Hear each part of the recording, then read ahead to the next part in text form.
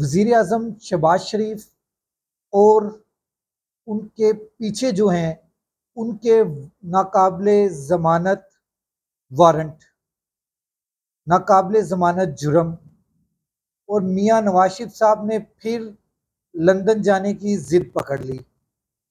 मगर सबसे पहले लाखों करोड़ों दरूद आप सल्लल्लाहु अलैहि वसल्लम और आप सल्लल्लाहु अलैहि वसल्लम की आले पाक पर।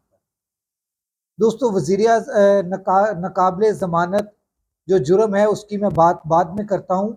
उससे पहले मैं मियाँ नवाज शरीफ साहब की बात कर लूँ कि मियाँ नवाज शरीफ साहब जो हैं वो लंदन जाने के लिए बेताब हैं।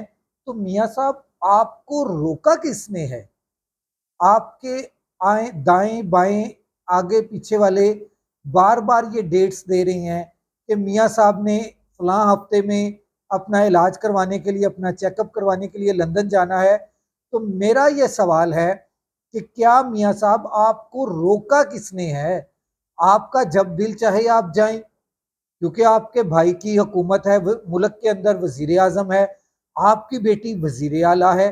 तो आपको रोका किसने है जनाब? आपका जब दिल चाहे आप जाएं, जब दिल चाहे आप आएं, किसी ने रोका है तो बता दें। या मेरा वो खदशा जो बिल्कुल दुरुस्त है, जो मैं ये समझता हूं कि वो दुरुस्त है, क्या वो वाकई दुरुस्त है कि आपको बाहर जाने के लिए किसी से इजाजत की जरूरत है कि भाई मैंने बाहर जाना है, मुझे इजाजत दे दें कि मैं बाहर चला जाऊं? क्या अभी आपको इजाजत की जरूरत है? मेरा ये खदशा बिल्कुल अपनी जगह पर ठीक है, सवालिया निशान है ये।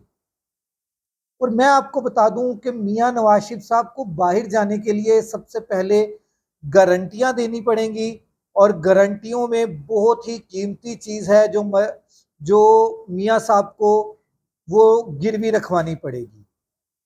बहुत कीमती कीमती चीज है, गारंटी के तौर पर वो यहाँ पर रखवानी पड़ेगी, वो चीज यहाँ पर रखवानी पड़ेगी। फिर मियाँ साहब को बाहर जाने की इजाजत मिलेगी।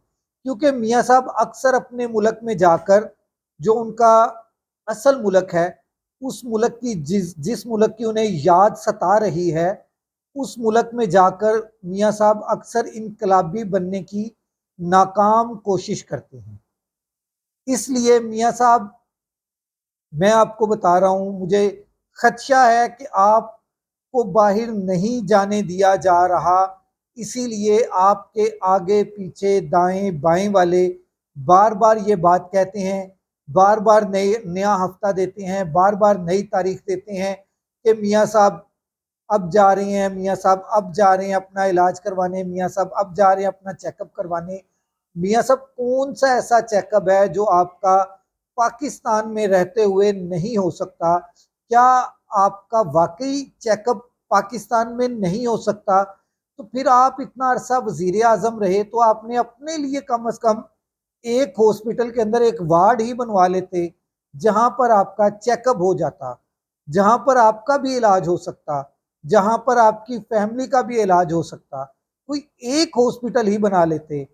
इसका मतलब तो ये है कि आप नाकाम तरीन वजीर आजम रहे हैं, आप नाकाम तरीन वजीर आला रहे हैं, आपके भाई नाकाम तरीन वजीर आला रहे हैं, अब वो नाकाम तरीन वजीर आजम है पिछले 2.5 साल से।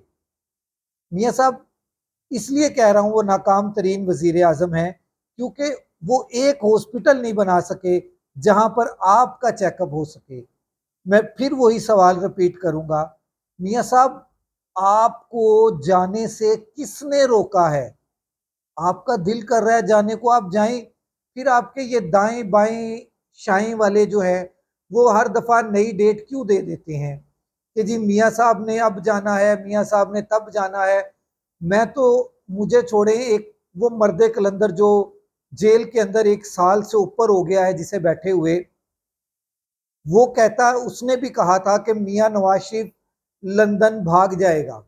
उसने कहा है कि इन सबके नाम भी ईसीएल में डाल दो और मेरा नाम भी ईसीएल में डाल दो, कहीं ये भाग ना जाए। मियाँ साहब, क्या सोशल मीडिया पे जो खदशात जाहिर किए जा रहे हैं कि आपका चीफ जस्टिस जा रहा है, तो आप इसलिए कहीं लंदन तो नहीं जा रहे? क्या ये वजह तो नहीं है? अगर यही वजह है तो मियाँ साहब, माजरत के साथ मुझे लगता है आप लंदन नहीं जा पाएंगी, आपको लंदन नहीं जाने दिया जाएगा। ये मैं आपको पेशन गोई कर रहा हूँ। अब आ जाते हैं कि वजीर आजम के और उनसे उनके जो पीछे हैं उनके लिए नया कानून बना है। उस कानून के मुताबिक शहबाज शरीफ साहब की और शहबाज शरीफ साहब के जो पीछे हैं उन लोगों की जो है वो उनके लिए कानून बना दिया गया है कि उनके नाकाबिले जमानत जुर्म साबित हो रहा है। आप हैरान होंगे कि हुकूमत भी उनकी है और उनकी हुकूमत के अंदर ये कैसे कह सकता हूँ, इतनी बड़ी बात मैं किस तरह से कर सकता हूँ। इतनी बड़ी बात मैं सिर्फ इसलिए कर रहा हूँ, इसके पीछे बहुत बड़ी कानून साजी हो गई है। वो कानून साजी क्या है? वो ये है कि भीख मंगवाने वालों को नाकाबिले जुर्म कानून में बना दिया गया है। कानून बना दिया गया है कि भीख मंगवाना और भीख मांगना नाकाबिले जमानत जुर्म है। तो हम माशाल्लाह हमारे वजीर आजम साहब तो पहले ही कहते हैं beggars can not be choosers, मतलब कि वो तो अपने आप को भिखारी पहले ही मानते हैं। तो उनसे भीख मंगवाने वाले जो हैं वो भी इस कानून की गिरफ्त में आ जाएंगे। और वजीर खजाना साहब जो हमारे, वो भी बेचारे दूसरे मुल्कों में काफ़ी भीख मांगने की कोशिश की गई मगर उन्हें भीख नहीं मिली और अब वो इस कानून की गिरफ्त में आ सकते हैं।